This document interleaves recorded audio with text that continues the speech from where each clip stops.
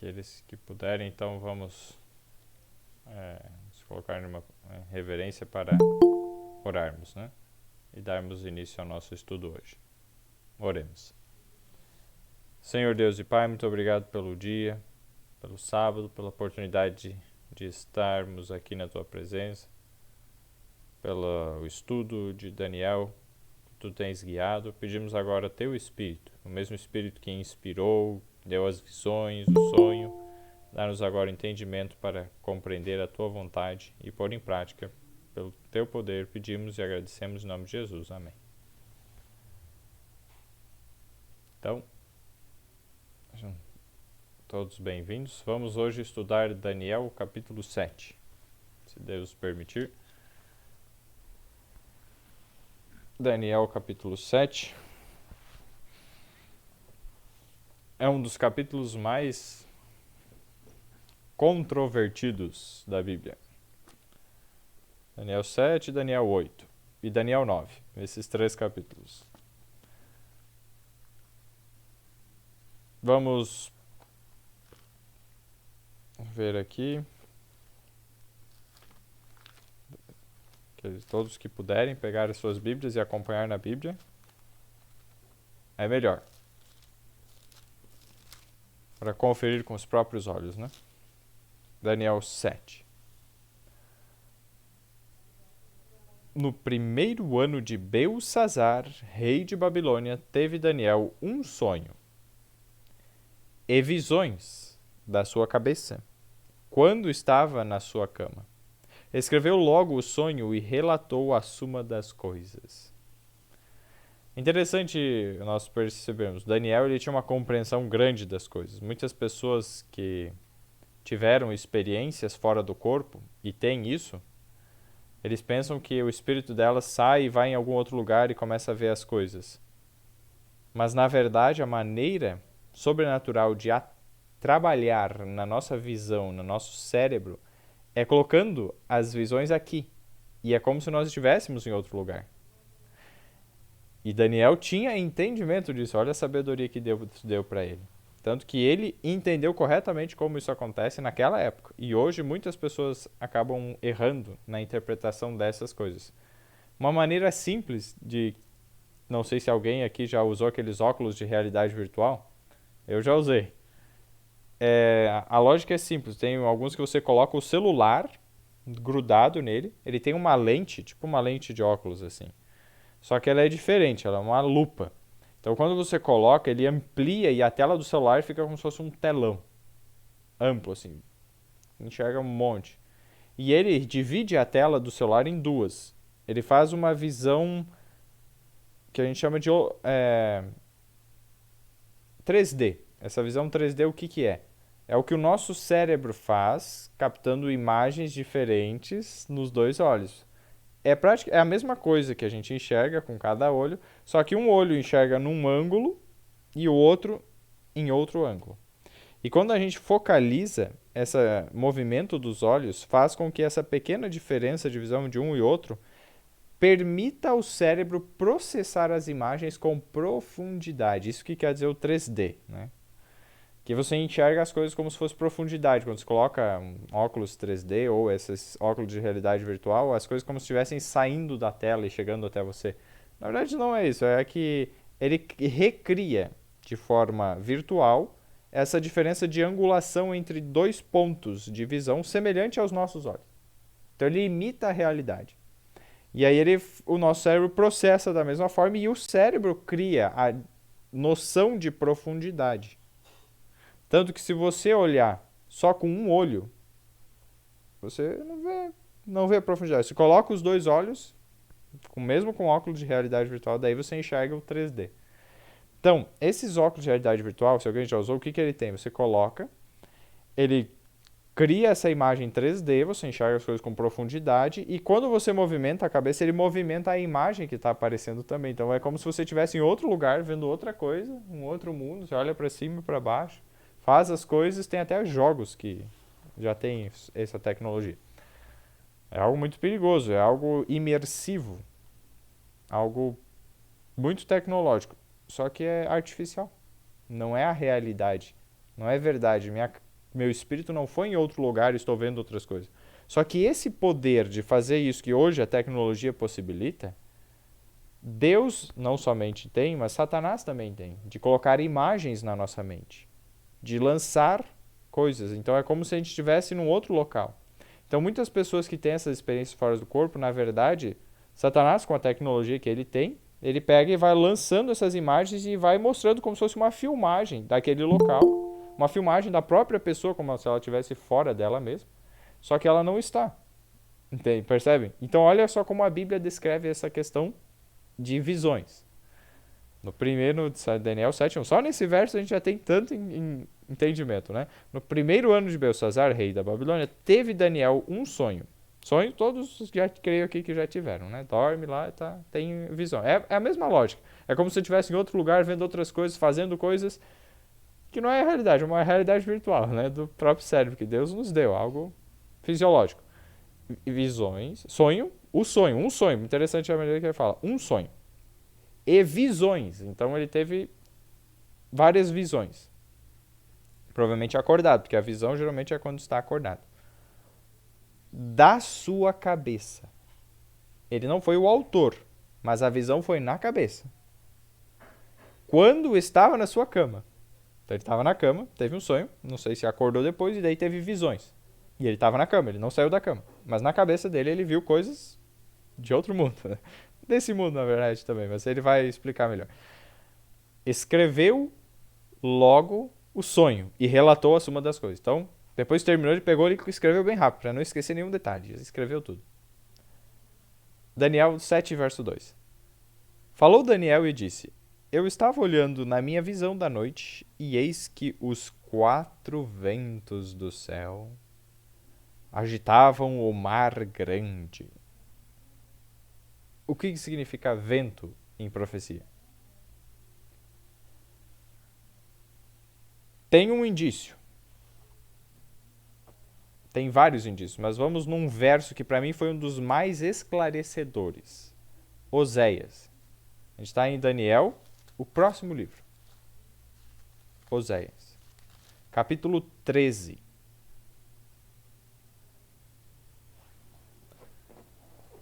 Oséias, capítulo 13. O verso... Deixa eu só confirmar aqui qual que é o verso. 13, verso 15 e 16. Vamos lá. Oséias 13, versos 15 e 16. Alguém achou aí? Quer ler? Oséias capítulo 13, os versos 15 e 16. É o livro após Daniel.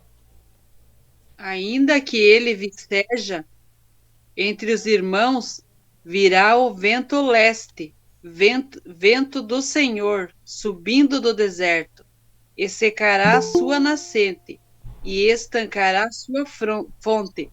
Ele saqueará o tesouro de todas as coisas preciosas.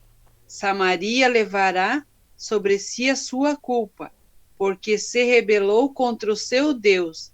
Cairá a espada, seus filhos serão despedaçados e as suas mulheres grávidas serão abertas pelo meio.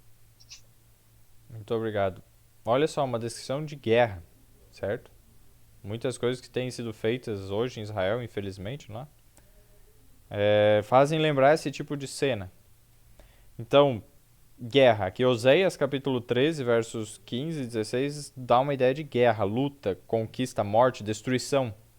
E ele falou isso, ó, verso 15, virá o vento leste, vento do Senhor. Então Deus compara a destruição, a espada, a morte com o vento. Então o vento é aquilo que causa muitas vezes destruição. Agita, causa movimento, tumulto, contenda. Tem outros versos mais na Bíblia, mas não vou me ater. Mas sei que depois quem quiser comparar, Jeremias capítulo 4, versos 11 a 13 também fala. Jeremias 4, 11 a 13. Comenta também sobre esse símbolo. No livro de Daniel aqui, que a gente está usando como base também para o estudo, ele cita Jeremias 25, 31 e 32. São alguns versos que nos ajudam a entender esse aspecto.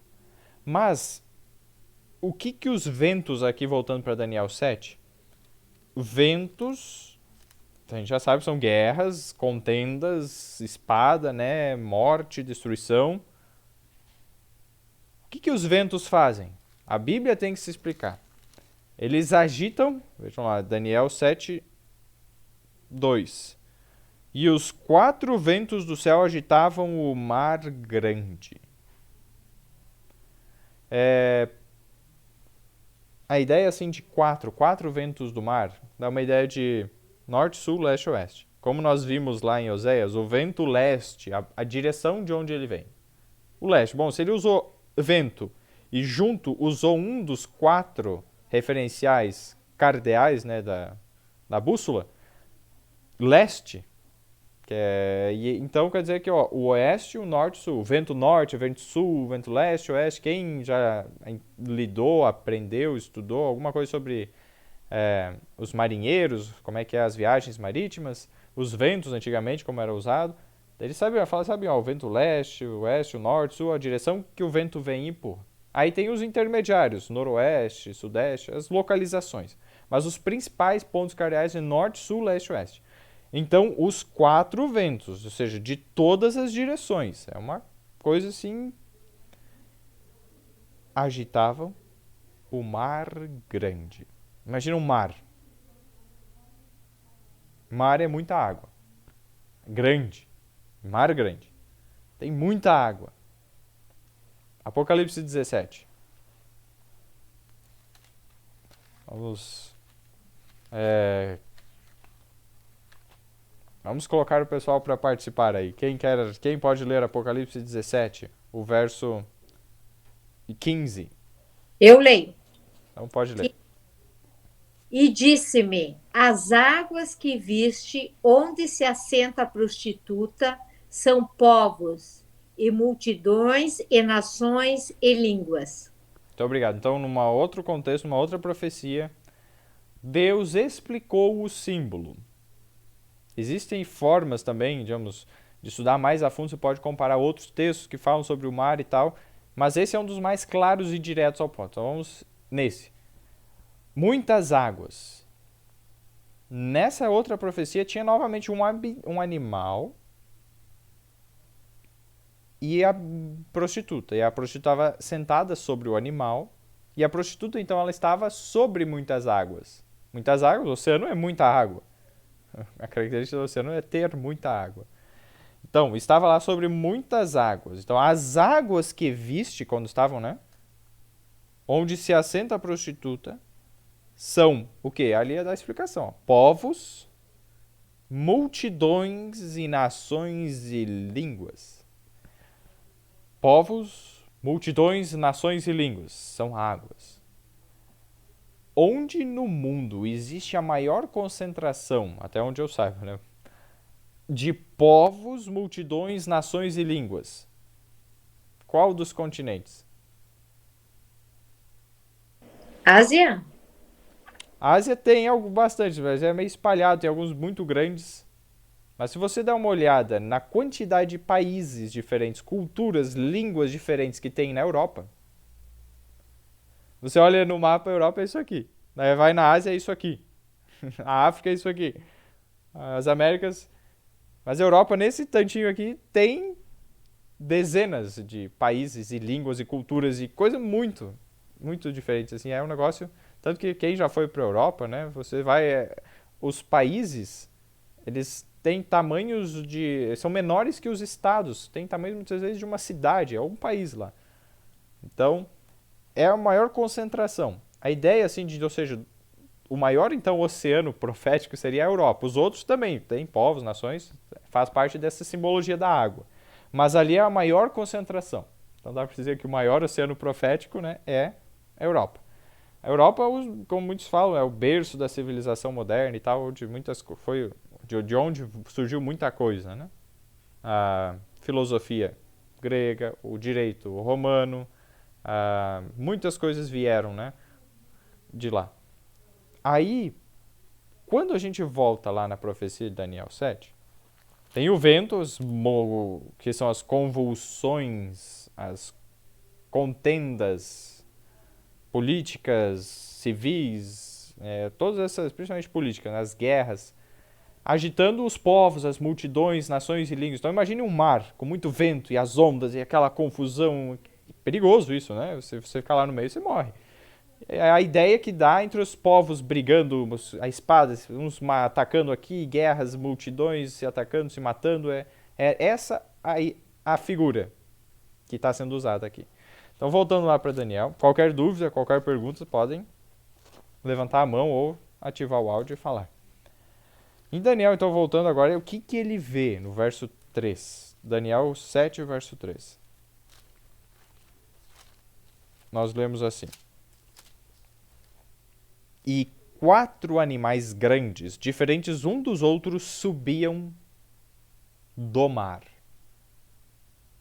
Antes de nós vermos o que são os animais em profecia, vamos ler quais são os 4 animais grandes, diferentes uns dos outros, que subiam do mar.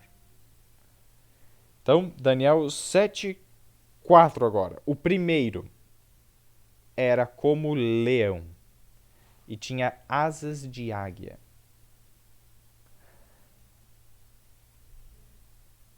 Enquanto eu olhava, foram-lhe arrancadas as asas, e foi levantado da terra e posto em pé, como um homem, e foi-lhe dado um coração de homem. Então, como nós já estudamos nos estudos anteriores de Provérbios, coração é uma linguagem simbólica para referir aos pensamentos, à mente da pessoa, as ideias, os desejos, os motivos, que se processa na mente, os pensamentos. Em resumo, coração, pensamento, vontade. Então foi lhe dado um coração de homem, então uma mente, um discernimento, uma razão, os pensamentos. Mateus capítulo 12, se quem depois quiser conferir, Jesus fala, né? Porque do coração procedem os maus desígnios, pensamentos, homicídios, se referindo a uma situação negativa, né? Mas também do coração procedem as fontes da vida. Provérbios capítulo 4, verso 23. Então, do coração, foi dado no coração de homem. Um animal tinha asa. Vamos entender o símbolo profético. Eu vou adiantar um pouco, senão vai ficar meio fora, a gente está falando de animais. Verso 17, Daniel 7, 17. Quem achou aí quiser ler? Pode ler.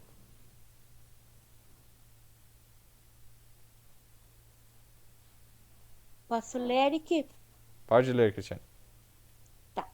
7, versinho 17. Esses grandes animais, que são 4 reis que se levantarão da terra. Muito obrigado. Olha só. 4 reis. E aí, não somente quando a gente entende a questão de rei em si, mas o verso 18 coloca assim, ó, mas os santos do Altíssimo receberão o reino. Então a ideia de rei não é somente um rei, uma pessoa, mas um conjunto, um poder que reina, né? Porque se nós vamos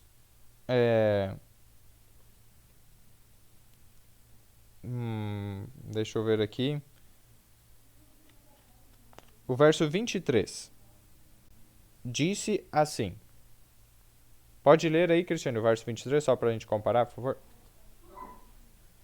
Versinho 23. Então ele disse: o quarto animal será um quarto reino na terra, o qual será diferente de todos os reinos, e devorará toda a terra, e a pisará aos pés, e a fará em pedaços. Muito obrigado. Então, comparando, veja só, a palavra rei e reino, ele usa como sinônimas. Ele usa uma vez uma, outra vez outra. Então, quando falar rei, não pensa uma pessoa só, tal, não. É um conjunto. Essa é a linguagem simbólica que ele usa. Então, um animal é um rei, um reinado, um reino. Entenderam? Então é aquele rei, quanto ele governa, é o reinado dele, mas morre ele, vem um sucessor dele, do mesmo reino, e vai até que de repente muda o reino. Aí muda o animal. Entenderam a linguagem? Então por isso são 4 animais, em sequência ele vem. Primeiro vem um leão, com asas de águia. E aí foi arrancadas as asas. Então surgiu um reino, um primeiro reino mundial. Do meio daquela confusão de povos, nações e dos ventos e guerras, de repente um deles, percebam, ele se levanta da água, então ele tem proeminência, ele não está lá mais junto em igualdade com todos, ele se sobressai aos outros. E olha só que interessante a simbologia de asas. Salmo 18, verso 10. Quem quer ler para nós? Vamos, Salmo 18, verso 10. Deixa marcado o Daniel, né? E Vou ler. pode ler. Verso 10 diz assim: Cavalgava um querubim e voou. Sim, levado velozmente nas asas do vento. Muito obrigado. Ó. Levado velozmente nas asas do vento. Percebam o que a asa faz. O vento, que é algo ruim, é guerra, espada, é coisa que traz morte e destruição. Se alguém tem asas, o vento, na verdade, te dá... Levanta voo. Você vai embora. Te impulsiona. Te faz com que você tenha mais velocidade, mais rapidez, voar. Outros salmos também que falam sobre isso. Salmo 55, o verso 6. Se nós olharmos aqui, eu vou ler. Assim eu disse, quem me dera asas como de pomba, então voaria e estaria em descanso. Então aquilo que causa morte e destruição para quem não tem asas, quem tem asas é liberto, está em segurança, descanso. Perceberam a linguagem? Então no meio daquela convulsão, se um animal tinha asa, ele ficava tranquilo, descanso. No meio das guerras ele estava tranquilo, porque ele tem asas. Então quando a gente vai lá então em Daniel, entenderam a simbologia de asas? O próprio Salmo 57, o capítulo 2 capítulos para frente, o verso 1 também fala: Tem misericórdia de mim, ó Deus, tem misericórdia de mim, porque a minha alma confia em ti. E à sombra das tuas asas me abrigo, até que passem as calamidades. Também é uma ideia de proteção, de descanso, de velocidade, voar, rapidez. Quando esse reino, então, surge, o primeiro reino que nós já vimos, Babilônia, né, na estátua era a cabeça de ouro. Aqui, Daniel tem uma outra visão para complementar com detalhes. O que faltou, que não era possível explicar com tantos detalhes, não é que faltou, mas é que não era possível explicar com tantos detalhes com a figura da imagem. Então a imagem nos deu muitos indícios. Agora os animais nos dão mais informações. E Deus, colocando paralelos, faz com que a gente aprenda. Como nós já vimos, o paralelismo hebraico. Uma coisa aqui, outra ali, vai repetindo a mesma ideia com símbolos, palavras, sinais diferentes. O primeiro reino foi Babilônia. Então aqui o primeiro animal, leão. E é interessante, o próprio animal que Babilônia usava como símbolo, um leão. Vocês podem pesquisar. Nas escavações na região lá da Babilônia, eles encontraram vários monumentos, várias coisas que eles tinham o leão como um símbolo da nação babilônica. Então o leão é o melhor símbolo que Deus poderia usar para... E era na época de Belsassar ainda. Que poucos anos depois que Daniel teve essa visão, foi o que a gente leu em Daniel 5. Que daí deu aquela festa, Belsassar, teve a mão que escreveu na parede. Então ele contou primeiro a história, agora ele voltou um pouco no tempo para contar as visões que ele teve. Começou essa visão, depois ele vai ter visões em outros reinados, já durante a Média e Pérsia, governando lá com Ciro, Dario. A gente vai vendo para frente. E aí então ele tem essa visão. Quando a gente percebe aqui, o animal, primeiro, Babilônia, é o leão, que é a cabeça de ouro. Então a cabeça de ouro, que é o leão, e tem asas. Então o que nós vimos? Asa fez com que Babilônia tivesse uma ascensão rápida, voou com as asas do vento. Então o vento fez, as guerras acabaram impulsionando Babilônia para se sobressair sobre os outros povos, multidões, nações e línguas. Mas passou um tempo e foi arrancada aquelas asas. Então ela já não teve tanta tanta proteção assim contra guerras. Então chegou um ponto que ela parou de conquistar, não teve grandes conquistas, não voou assim, ela estabilizou, ficou ali. Foi arrancada as asas. E aí foi dado um coração. Veja só, como nós vimos ali no verso 4, né? Foi posto em pé como um homem. E foi-lhe dado um coração de homem. Então ela tinha percepção acima do normal para um animal. Então, assim como Babilônia era acima da média, acima do normal. Dá para se dizer assim. Verso 5 agora. O que vem em seguida? Continuei olhando, e eis aqui o segundo animal, semelhante a um urso, o qual se levantou de um lado, tendo na boca 3 costelas entre os seus dentes. E foi-lhe dito assim: levanta-te, devora muita carne. Ele se levanta de um dos lados. Média e Pérsia. Interessante. Um dos reinos era mais poderoso. Os persas eram mais fortes do que os da Média. Então ele teve proeminência. Tanto que no início, quando ele começou a se conquistar, começou a criar corpo, Dario, o Medo, foi um dos primeiros governadores, reis. Ele estava lutando, conquistando reinos e tal, e ele tinha um parente, como nós já estudamos Daniel 6. Ele tinha um parente chamado Ciro, o persa. Então Dario, o Medo, tinha um sobrinho, Ciro, o persa. E ele pediu ajuda, me ajuda aqui na conquista de Babilônia, que era uma cidade bem difícil de ser conquistada, e vai lá Ciro comandando essa conquista. E Ciro consegue a principal conquista. Então esse reino se levanta depois da conquista de Babilônia. Quando a Pérsia conquista a Babilônia, quem entra no domínio é Dario o Medo. Eles compartilhavam ali, mas ele fica um tempo como sendo o principal rei, o Medo, apesar do sobrinho dele ter conquistado. Mas depois que Dario o Medo, que já era de idade, né, morre, vem o seu sobrinho, Ciro, e reina no lugar. Daí a linhagem persa tem ascendência. Como na estátua tinha 2 braços a estátua, os medos e os persas. Aqui ele dá a ideia, né? De um dos lados ele se levanta, mas tinha o outro lado que... Então, geralmente tem um lado que é dominante, um braço que é mais forte. Ficou a ideia. As 3 costelas, que é como se fosse a boca assim, tinha uma costela, outra que saíam da boca dele, é um provável símbolo da conquista as conquistas que esse reino fez. Que foi, no caso, as principais. A deixa eu ver aqui, ó. A Lídia, a Babilônia e o Egito.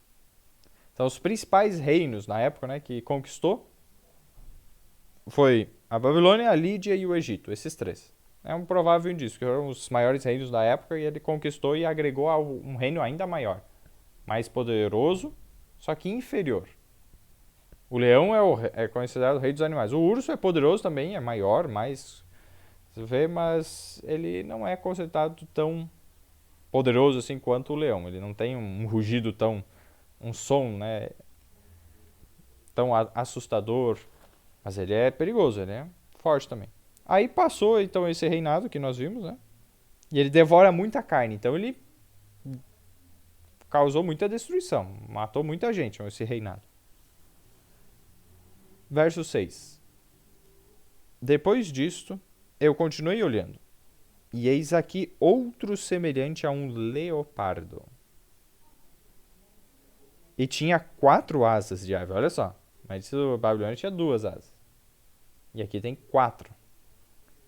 O urso não tinha asa, então ele não teve assim, uma ascensão tão rápida, não foi tão fácil assim, a sua proteção no meio das guerras. Mas esse aqui tem, é um leopardo, 4 asas de ave nas suas costas. Tinha também esse animal 4 cabeças, e foi-lhe dado domínio.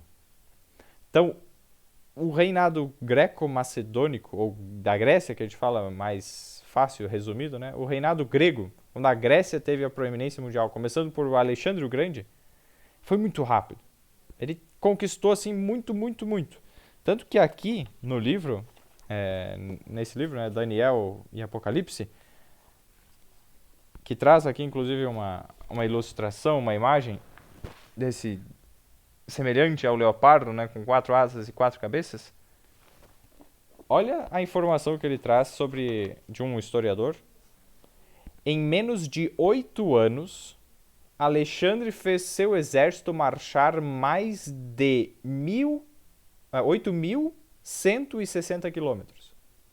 8.160 quilômetros a pé. Um exército de milhares de pessoas, na verdade. Milhares de pessoas marchando a pé em menos de 8 anos, mais de 8.000 quilômetros. É muita coisa isso. Então, para você ter uma ideia, daqui, onde nós estamos, nessa região aqui, meio oeste de Santa Catarina, Joaçaba, Capinzal, até o litoral, 400 e poucos quilômetros. Você vai e volta, 800 quilômetros. É como você ir e voltar 10 vezes. Isso com um exército de milhares de pessoas. É muita coisa. E por diferentes territórios, no meio de guerras, matando, conquista, como é que você vai providenciar comida para tanta gente? Então, para você ver como é difícil. Mas mesmo assim, olha, ele foi rápido. E com essas 4 asas, decolou. Mas Alexandre o Grande faleceu rápido, novo. E no lugar dele, 4 generais reinaram. Então essa parte simbólica aqui no quadril, nas coxas da estátua de bronze, não tinha esse detalhe das 4 cabeças. Aqui ele traz as 4 cabeças. Um detalhe a mais. O mesmo reinado, bronze, na Grécia, mas com um detalhe a mais, que foi as 4 cabeças. Então, quais foram os generais e quais foram as áreas divididas quando foi morto? Aqui tem a informação. Cassandro, ele ficou com a Macedônia e o oeste da Grécia. Lisímaco, o segundo general, ficou com a Trácia e partes da Ásia e do Helesponto, e em Bósforo, no norte. O terceiro, que é Ptolomeu, recebeu o Egito, a Lídia e a Arábia, a Palestina e a Calecíria, no sul. E Seleuco, o quarto, né, ficou com a Síria e o restante dos domínios de Alexandre no Oriente. Então, resumindo, Cassandro ficou com o oeste, Lisímaco ficou com o norte, Ptolomeu ficou com o sul e Seleuco com o oriente. Cassandro, Lisímaco, Ptolomeu e Seleuco. Uma sugestão de nomes diferentes, caso alguém não queira repetir o nome de... Mas é diferente, né? É outra cultura. Então esses 4 generais, eles são representados pelas 4 cabeças do leopardo, do animal semelhante ao leopardo. Não era um leopardo, não existe leopardo de 4 cabeças, né? Mas era semelhante. Foi assim que se cumpriu. Agora vem o versículo 7. Esse verso apresenta o 4º animal, que na estátua são as pernas, né, abaixo do joelho, assim, de ferro. Que continuam o ferro continua até os dedos, mas ele vai mudar a sua característica no final. Ou seja, do pé em diante ele já não é só ferro, ele é barro junto. Então há uma certa divisão, uma certa fraqueza. Ele continua ali, mas não da mesma forma. Como que isso se representa no animal? Vou pedir para alguém ler. Quem ainda não leu, ou se alguém... Vou fazer antes uma pergunta. Quem gostaria de ler, participar lendo, levanta a mão, aperta na mãozinha. Não precisa ser ler agora, né? Então a Cíntia, quem mais? Yasmin, quem gostaria? A Dani. Daí eu vou depois pedindo. A Eliane. Isso aí. Leu. A Cleo, beleza. E posso também, deixa eu ver aqui quem mais. A Cristiane, creio que sim. Já, isso. A Ivete. Isso. Alguém mais gostaria de participar? Se alguém quiser, agora é o momento de se pronunciar. Daí eu depois vou só repetindo na sequência quem gostaria. Para não chamar alguém que não gostaria. Então é esses aí. Ótimo. Muito obrigado. Vamos agora fazer o seguinte. Quem na sequência ainda aqui não leu, que levantou a mão, a Cíntia. E aí depois a Cleo. Né? Mas Cíntia, primeiro, pode ler Daniel 7, verso 7, por favor? 7:7. Em minha visão à noite, vi ainda um quarto animal, aterrorizante, assustador e muito poderoso. Tinha grandes dentes de ferro, com os quais despedaçava e devorava suas vítimas e pisoteava tudo o que sobrava. Era diferente de todos os animais anteriores e tinha 10 chifres. Muito obrigado. 10 chifres. A estátua tinha quantos dedos nos pés? 10 dedos. Então, aquele elemento dos dedos, na parte do pé e os dedos, é representado aqui, então, pelos chifres. Tinha 10 chifres. Ele não diz se tinha mais cabeças, menos cabeças, uma cabeça ou mais cabeças, ele não descreve. E ele não descreve semelhança alguma com outro animal. O que nós podemos já perceber? Até aqui foram reinos sendo colocados, né? E aí, de repente, vem esse quarto reino, o quarto animal. O próximo reino depois da Grécia foi Roma. É a lógica, seguindo a própria interpretação bíblica e histórica. Então, o método historicista, bíblico-historicista, que a gente analisa conforme a própria Bíblia se explicando, essa é a única alternativa. Não tem outra, algo mirabolante para tentar achar, não. Entendendo isso, aí quando a gente está aqui em Roma, quando a gente vê os animais anteriores, um era semelhante ao leão, o outro era o urso, o outro é o leopardo. Um era como o leão, né? No caso, o outro era semelhante a um urso, outro semelhante ao leopardo. Ele tinha uma semelhança com algo na natureza, algo na criação. Mas quando vem para o quarto animal, não tem nada na natureza semelhante a ele. Totalmente diferente. A gente consegue entender com isso que tem até a frase, né? Quanto mais avançamos na linha do tempo, mais é necessário se afastar da natureza para formar símbolos que representem com precisão os governos degenerados desta terra. Está na página 113, no último parágrafo do livrão aqui. Quanto mais nós avançamos na história do mundo, mais nós nos afastamos da natureza para conseguir descrever os reinos degenerados dessa terra.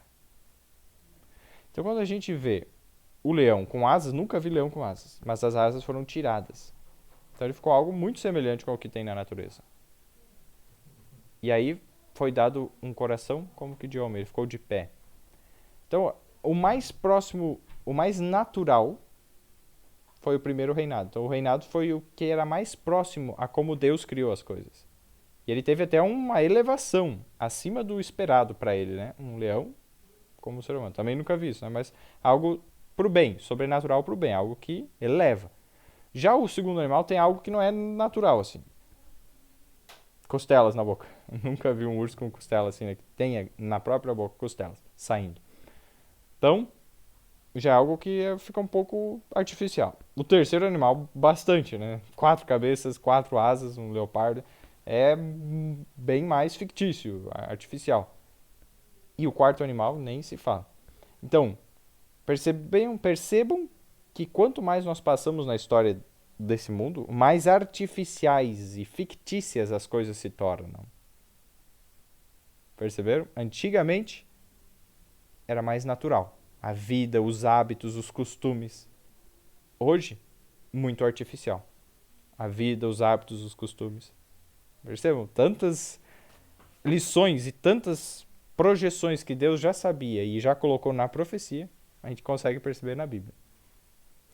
Então, vejam só, isso foi escrito 600 anos antes de Cristo, mas 500 e pouco, né, anos antes de Cristo. Nesses que antes, tantos anos antes de Cristo, Deus já deu a delineação de como a história seria. A gente está vendo isso. Deus sabe o fim desde o princípio. A profecia, ela tem um poder de nos convencer que a Bíblia, a palavra de Deus, é de origem divina, como nenhum outro, ou nenhum outro instrumento na própria Bíblia é capaz. A profecia tem esse poder de confirmar que Deus é real, ele existe, ele interfere na história e conhece a história. E ele já nos descreve como será para que nós não sejamos pegos de surpresa. Amém? Agora vamos lá. Tinha dentes de ferro esse quarto animal. Pisava aos pés. Depois ele vai dar uma informação adicional. Então, Roma foi o animal mais destruidor, assim, mais cruel, com os seus reinos conquistados, nas suas guerras, conquistas. Cleo, pode ler para nós o verso 8, por favor? Daniel 7:8. Estando eu a observar os chifres, eis que entre eles subiu outro pequeno, diante do qual 3 dos primeiros chifres foram arrancados. Eis que neste chifre havia olhos como os de homem, e uma boca que falava com insolência. Isso aí, uma boca que falava com insolência, na minha diz grandes coisas. Então, grandes coisas não muito boas, né? Insolentes. Um chifre. Então, dos chifres, ele traz uma informação adicional.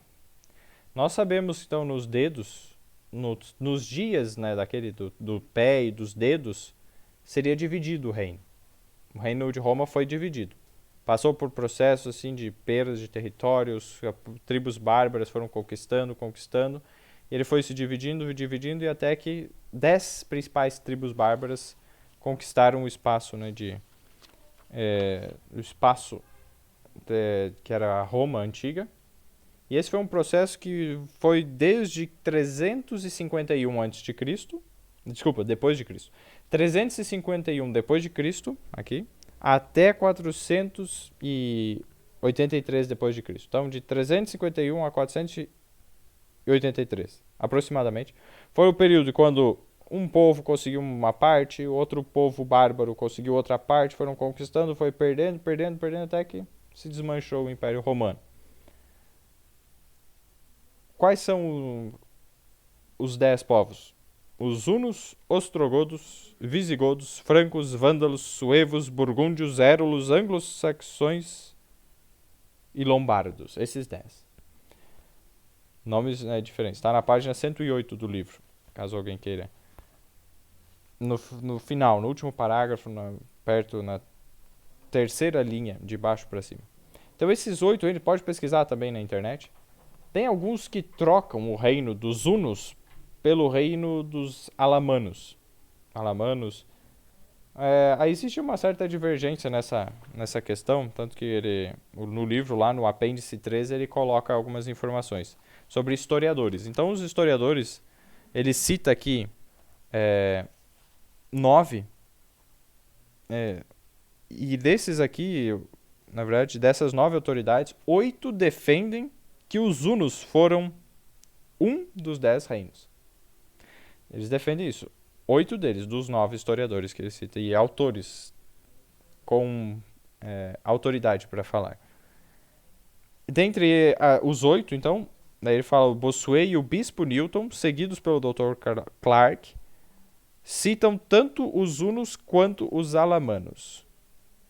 Então eles colocam um a mais, colocam os 2 reinos. Tá, vamos considerar os 2. Mas somente um, que é Mede, ele omite os hunos e coloca os alamanos. Então, a minoria, um só dos historiadores, coloca os alamanos e tira os hunos. Então, eles têm essa tendência de colocar. Mas os outros, eles percebem que os alamanos não foi um povo tão proeminente, depois acabou... E naquele momento, né, inicial, ele não teve assim tanta preponderância e se fundiu. Muitos acabaram se fundindo e resultando em nações, né, futuramente. E essas, então, 10, e aí um deles acaba colocando. Só para, historicamente, contextualizar vocês. mas a maior parte considera os hunos como sendo um dos 10.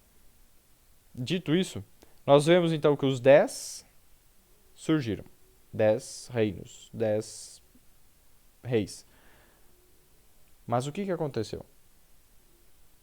Entre esses 10 povos, essas 10 tribos, né, que tinham reis e governavam, um pequeno, um 11º chifre.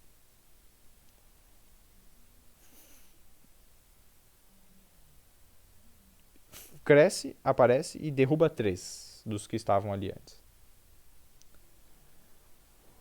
Quando a gente encontra aqui chifre, é um símbolo profético novo. Eu acabei falando ali reis, mas onde está na Bíblia que um chifre é um rei? Nós vamos ver ali no verso 24. Acho que agora nós voltamos à sequência de quem vai ler. A Dani ainda não leu, né? Dani, Daniel 7, verso 24. Se quiser ler, pode ler. Eu acho que já leu, nem. Posso ter me confundido ali. Só ativar o áudio. Daniel 7, o verso 24. Vai nos dar a explicação do que são os chifres na profecia.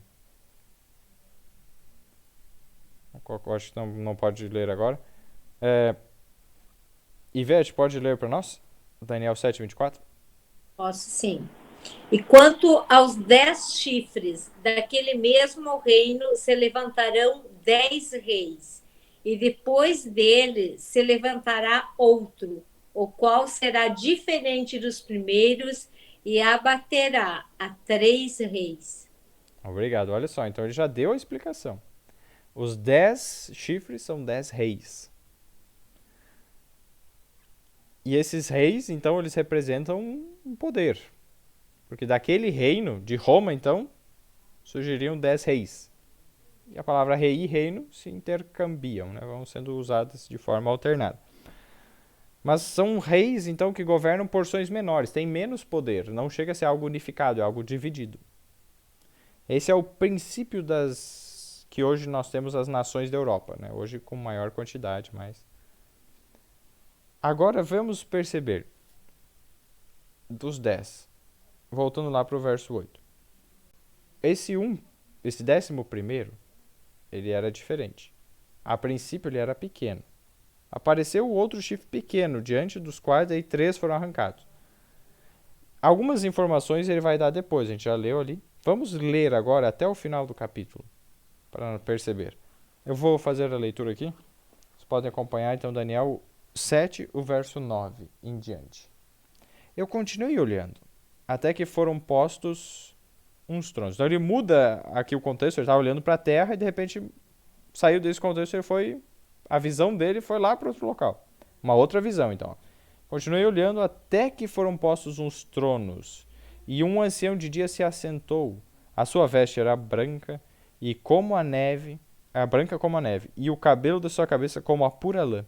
E o seu trono era de chamas de fogo, e as suas rodas de fogo ardente. Um rio de fogo manava e saía de diante dele. Milhares de milhares o serviam, e milhões de milhões assistiam diante dele. Assentou-se o juízo, e abriram-se os livros. O ancião de dias, falado no verso 9, é um símbolo do próprio Deus. Ele dá a descrição, um ancião de dias. Veste branca e tal, um trono, rodas de fogo, e saiu um rio de fogo. Isso não é aqui na terra. Isso é uma descrição do local onde Deus reina, onde tem o seu trono, e os anjos o servem, né? Milhões o serviam. Milhões de milhões. O que é isso? 1 milhão tem 6 zeros. 1 milhão de 1 milhão são 12 zeros. Isso é 1 trilhão. E é no plural, então milhões de milhões. Então são trilhões de anjos. É algo muito grande, muito mais que a população da Terra. Pelo menos 1000 vezes mais do que a população atual da Terra. De seres que servem a Deus no céu. Percebam só, é muito grande a quantidade de anjos. Então, o verso 11, né? Então estive olhando por causa da voz das grandes palavras que o chifre proferia, estava proferindo aí, né? Proferia. Estive olhando até que o animal foi morto. Então ele tem uns lapsos assim de tempo, ele é transportado um pouco para o futuro e vê quando o animal é morto, quando é que encerra, né? E o seu corpo desfeito e entregue para ser queimado pelo fogo.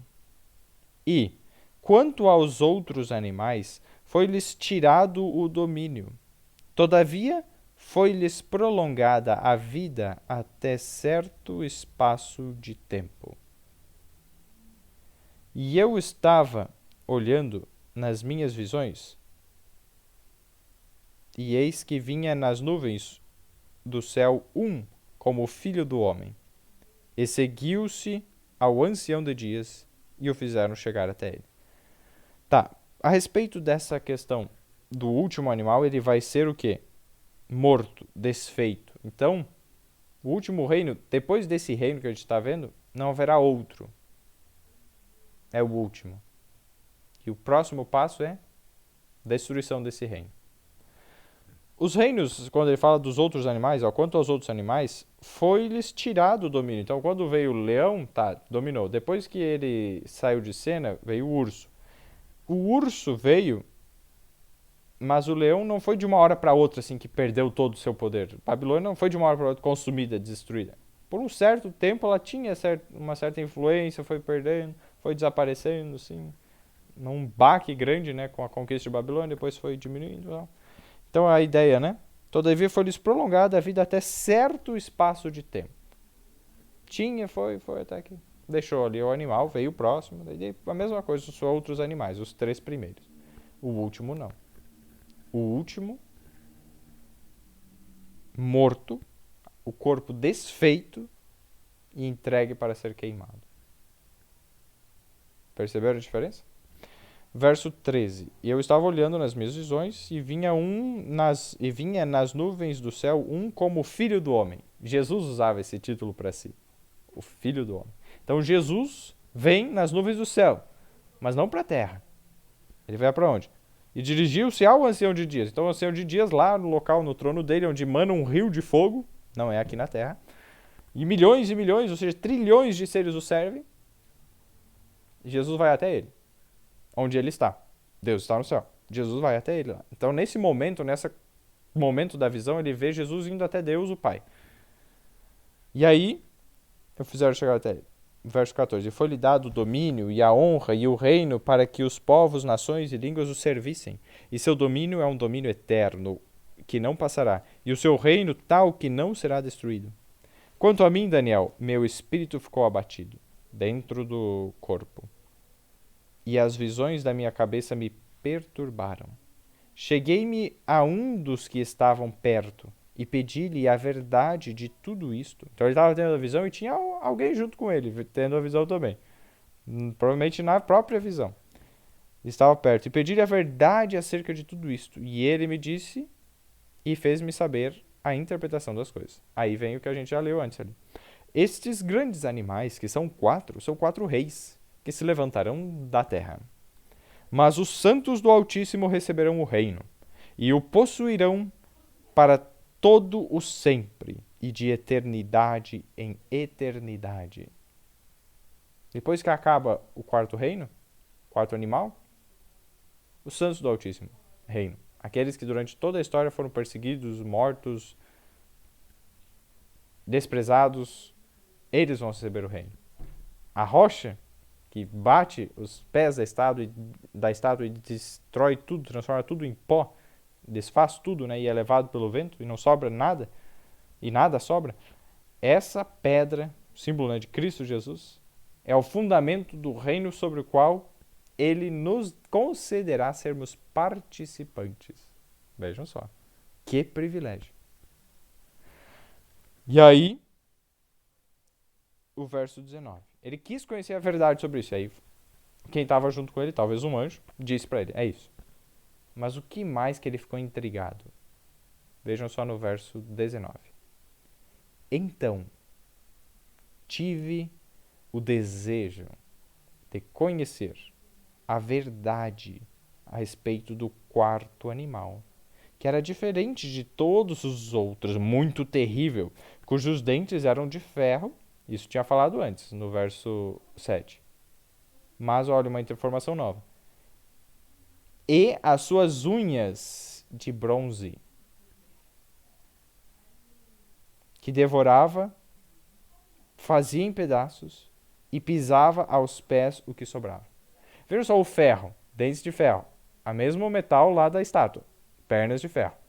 Mas o bronze também estava presente nele, nas unhas. O metal anterior, do reinado anterior, da Grécia. Percebam como ele vai se juntando as coisas, né? Então ali esse simbolismo, as unhas de bronze, e o verso, aqui continuando, né? Que devorava e fazia em pedaços e pisava aos pés o que sobrava. Então ele destruía totalmente. Verso 20. E também a respeito dos 10 chifres que tinha na cabeça, e do outro que subiu, diante do qual caíram 3. A gente já viu isso. Isto é, daquele que tinha olhos e uma boca que falava grandes coisas. A gente também já viu isso. E cujo parecer era mais robusto do que os dos seus companheiros. Informação nova. No verso 8, diz que era um chifre pequeno. E diz que caíram 3. Aqui ele falou que diante do qual tinham caído 13, mas quando ele olhou de novo para aquela parte da visão, ele viu que estava maior, mais robusto. Tem uma tradução da Bíblia que é tradução maior. Então ele cresceu e ficou se sobressaindo. Eu achei engraçada a representação da imagem no livro. A primeira vez que viu com 10 chifres é mais ou menos esse animal, né? Nunca vi um bicho desse. É uma mistura, né, de bicho. Lá no Apocalipse ele faz uma associação dos 4 animais. E aí agora, depois que vem o chifre, ali ó, no meio tem um chifre que é mais alto, mais robusto. Aqui eu desenharia ele um pouco mais grosso, assim, mais robusto do que os outros. E ele tem uma cabeça ali, uns olhos. Então essa seria mais ou menos a ideia. Ele ficou maior, mais robusto, mais forte. E aí ele quis saber a verdade sobre isso, sobre o quarto animal. Deus, quando nos dá essa visão hoje, Ele quer que nós tenhamos o mesmo desejo que Daniel, de conhecer a verdade. Jesus disse em João 8,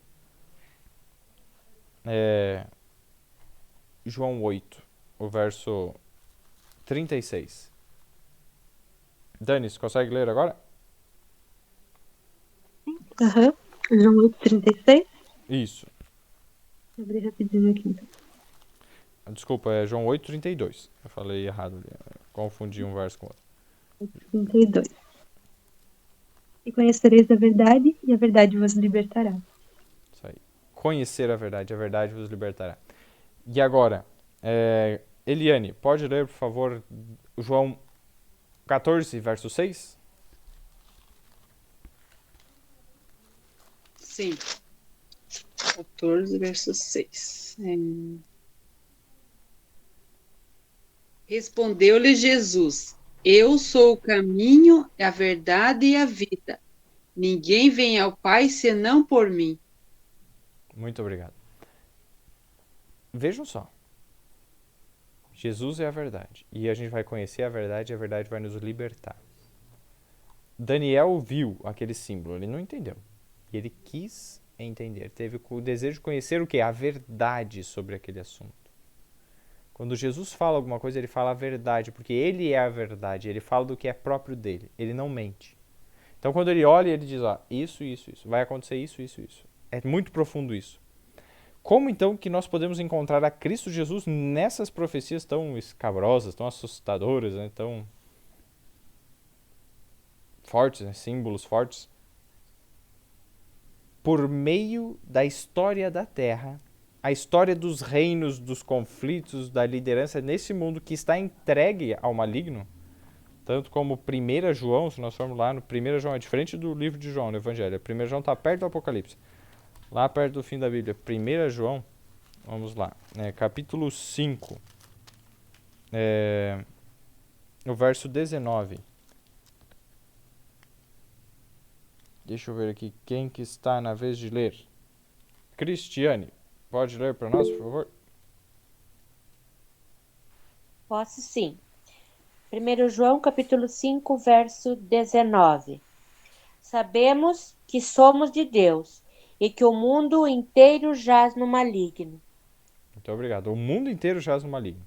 Então, o que nós vemos nessas guerras, mortes, espadas, sangue, esses ventos que agitam o mar, são os princípios do reinado de Satanás. O reinado de Satanás produz isso. É guerra, morte, sangue, conflito e... Então, esses eventos da história demonstram, por contraste, que o reino de Deus é diferente. Que o reino de Deus não é de morte, de destruição, de egoísmo, de todas essas coisas que a gente vê nos reinos da terra.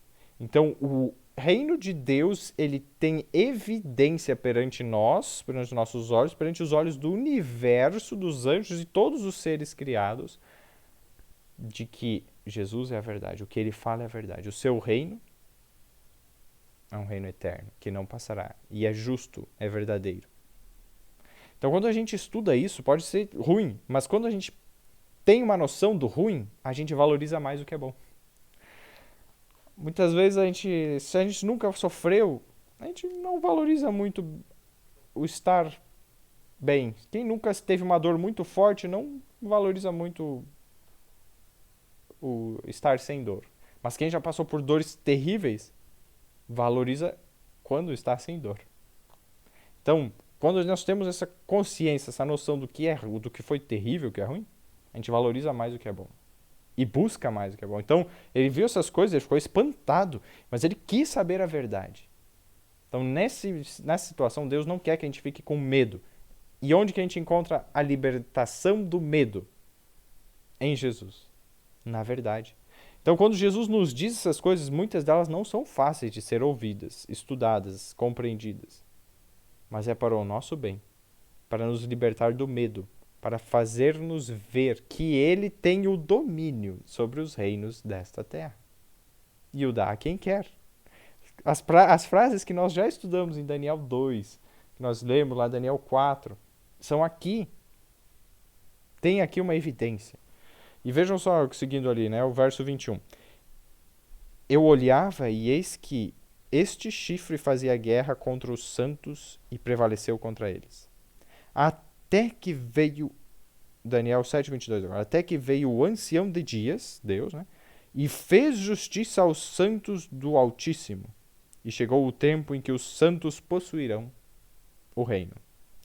E disse assim, o quarto animal será o quarto reino na terra, o qual será diferente de todos os reinos, e devorará toda a terra, e a pisará aos pés, e a fará em pedaços. E quanto aos 10 chifres, daquele mesmo reino se levantarão 10 reis, e depois dele se levantará outro, o qual será diferente do primeiro, e abaterá a 3 reis. E o que esse outro rei, chifre, né, vai fazer? Verso 25. E proferirá palavras contra o Altíssimo, e destruirá os santos do Altíssimo, e cuidará em mudar os tempos e a lei. E eles serão entregues na sua mão por um tempo, e tempos, e metade de um tempo. Mas o juízo será estabelecido, e eles tirarão o seu domínio, para o destruir, e para o desfazer até ao fim. E o reino, e o domínio, e a majestade dos reinos debaixo de todo o céu serão dados aos povos dos santos do Altíssimo. E o seu reino será um reino eterno, e todos os domínios o servirão, e lhe obedecerão. Aqui terminou o assunto. Quanto a mim, Daniel, os meus pensamentos muito me perturbaram, e mudou-se em mim o meu semblante. Mas guardei o assunto no meu coração. Então, o pensamento perturbou, mas ele guardou no pensamento, no coração. Fim do capítulo 7. Nós vimos com mais detalhes até o verso 20. Então, vamos considerar que o estudo de hoje foi de Daniel 7 os versos 1 a 20. Se Deus quiser, na semana que vem, nós continuaremos os versos 21 a 28. Há alguns detalhes a mais para serem vistos. Quem é o pequeno chifre? O chifre pequeno. Então, se Deus quiser, será esclarecido. Mas eu já recomendo a todos. Estudem. Estudem e comparem o que nós já estudamos aqui com um texto que eu não vou ler agora, mas vou deixar para cada um ler por si, em oração. Estudem e peçam a Deus, como Daniel. Quero conhecer a verdade sobre o quarto animal. Quero conhecer a verdade sobre os chifres. E sobre o chifre pequeno. Senhor, me revela a verdade. 2 Tessalonicenses 2, os versos 1 a 12. Então, 2 Tessalonicenses 2, versos 1 a 12, vão usar símbolos, uma linguagem, uma descrição de algo que é muito interessante. E especialmente quando vocês chegarem no verso 3. 2 Tessalonicenses, capítulo 2, o verso 3, comparem com João 17, 17. Tá? No meio de uma oração, Jesus citou algo. João 17, 17. E vejam qual a semelhança do que Jesus falou em João 17, 17, com o 2 Tessalonicenses 2, verso 3. E depois com o que nós estudamos aqui em Daniel 7. Amém? Queridos, vamos orar para encerrar, que o horário já passou um pouco. Perguntas daí ficam para o próximo estudo. Oremos. Senhor Deus e Pai, muito obrigado pela oportunidade de conhecer um pouco mais da verdade desses símbolos da Tua profecia. Do mar, que são povos, multidões, nações e línguas. Dos ventos, que são as guerras, a espada, a destruição, as contendas. E como os reinos surgiram, se levantaram, alguns com asas, com rapidez, outros não. E como eles fizeram tanta crueldade, destruíram. Mas temos a promessa do Teu reino. O Teu reino que não será jamais destruído. Um reino de justiça, em que os que habitam ali terão paz. Queremos já, desde agora, fazer parte desse reino, Senhor, e desfrutar da Tua paz. E põe no nosso coração o desejo de conhecer a verdade, que é Cristo Jesus, e com base na verdade, discernir o erro e nos afastar do erro. Não será fácil, Senhor, mas Tu prometeste estar conosco todos os dias até a consumação dos séculos, em Mateus 28, 20. Então, Senhor, por favor, cumpre em nós essa Tua promessa. Pedimos e agradecemos. Em nome de Jesus. Amém. Uma boa noite a todos. Se Deus quiser, até semana que vem. Boa noite a todos. Boa noite. Boa noite. Boa noite.